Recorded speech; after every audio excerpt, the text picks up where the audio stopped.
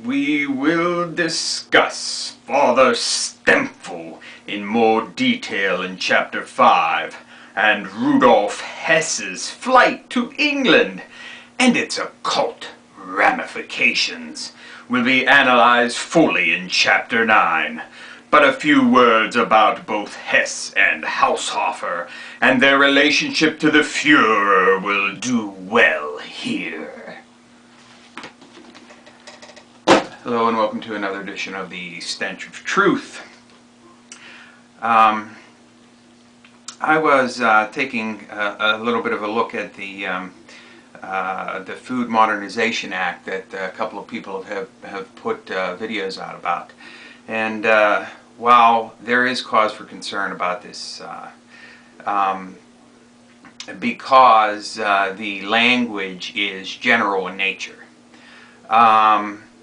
if we were in the position to believe that the government was being run in an open and honest fashion, which of course we fucking know it isn't, then we would have nothing to worry about as far as our own individual gardens go.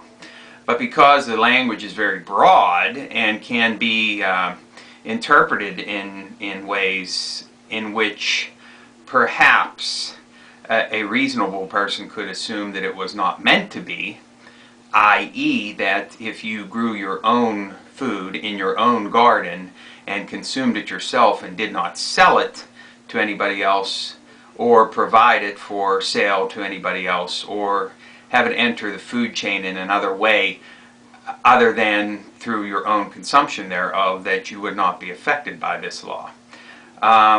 Any rational, reasonable person could take that as a fact. However, the generalization and the wording of the Food Modernization Act does allow for a very broad understanding of it.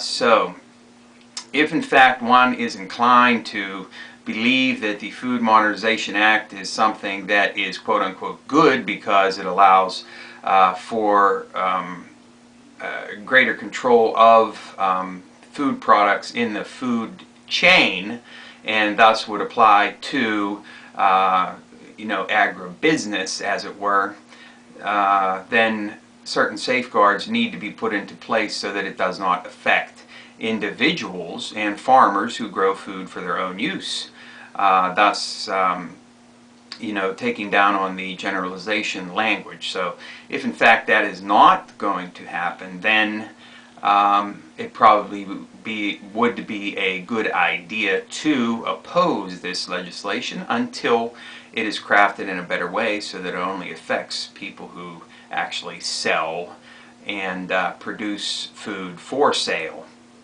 rather than being so broad that it allows it to affect individual farmers and individual people.